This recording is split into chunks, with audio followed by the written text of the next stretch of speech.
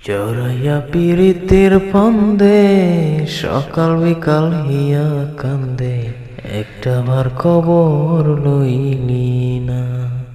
তোরে সারা কেমনে রইব, এমন বেতা কেমনে সইব, একটা বার বাইবা দেখলি না। তুই আমার আর হওয়ার চিনি না, একখানা তাই কবর লইলি না।